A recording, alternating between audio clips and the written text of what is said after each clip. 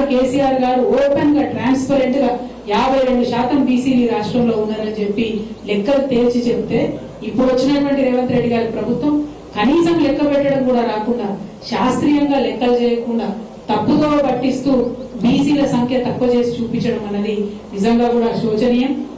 ఒక పక్క ఇదే తప్పు లెక్కలు తీసుకొని రాహుల్ గాంధీ గారు పార్లమెంట్ తప్పుదో పెట్టే విషయంగా వారు మాట్లాడుతున్నటువంటి సందర్భాన్ని కూడా చూస్తున్నాం. ఇవన్నీ సంవత్సరంన్నర నుంచి బీసీ సంఘాలు అందరు కలిసి కొట్లాడుతూ ఉంటే ఇవాళ బీసీలకు సంబంధించి కులగణన పెట్టాల్సినటువంటి పరిస్థితి ప్రభుత్వానికి వచ్చింది. ఇప్పుడు ఒక కీలక దశలో ఉన్నాం. కులగణన చేసినామని చెప్తున్నారు. సరే తప్పో ఒప్పో 46% ఉన్నాము. నువ్వు మాట ఏమి ఇచ్చినావు? 42% మేము రిజర్వేషన్ చేస్తాను. మొన్న అసెంబ్లీ పిలిచింది. మరి పిలిచినప్పుడు డైరెక్ట్ గా 42% బిల్లు పెట్టాలి కదా. బిల్లు పెట్టకుండా మళ్ళా ఒక స్టేట్మెంట్ అన్నారు. ఓకే కులగణన ఇంతమంది ఉన్నారు అన్నావు. మరి కులాల వారీగా వివరాలు ఇవ్వడానికి ప్రభుత్వానికి ఎందుకు భయం అవుతున్నది?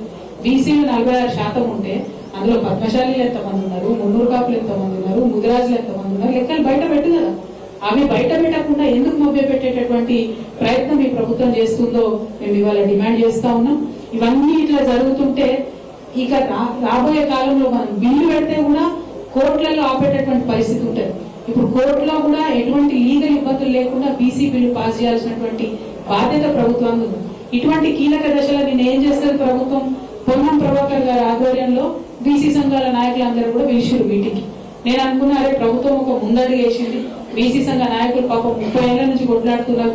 ఆర్ కృష్ణయ్య గారు లాంటి వారు, వక్లాభరణం కృష్ణమోహన్ గారు బీసీ కమిషన్ చైర్మన్ గా వేసింది. అటువంటి పెద్ద పెద్ద నాయకులందరినీ పిలిస్తే పోనీ ప్రభుత్వం ఒక ముందడుగు వేసింది, బిల్లు మీద చర్చ చేస్తుందేమో అనుకున్నాం. ఏది లేదు.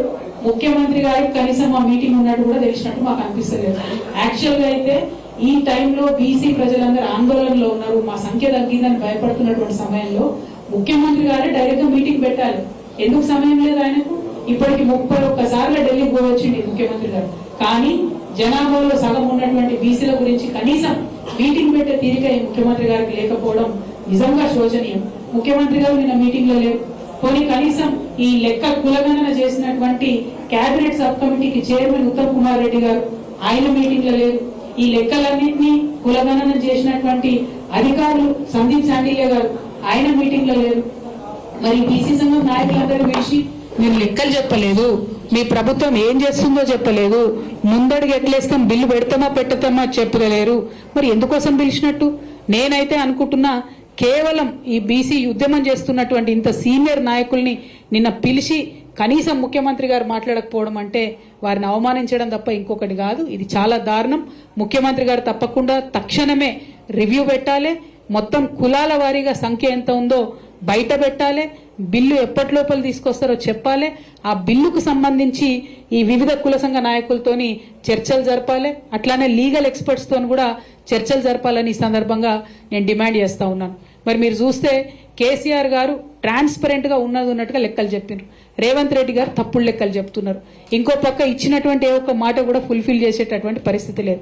కేసీఆర్ గారి పాలనకు రేవంత్ రెడ్డి గారి పాలనకు ఎంత తేడా ఉందంటే కేసీఆర్ గారి పాలన ఐఫోన్ లాగా ఉంటే రేవంత్ రెడ్డి గారి పాలన చైనా ఫోన్ లెక్క ఉన్నది.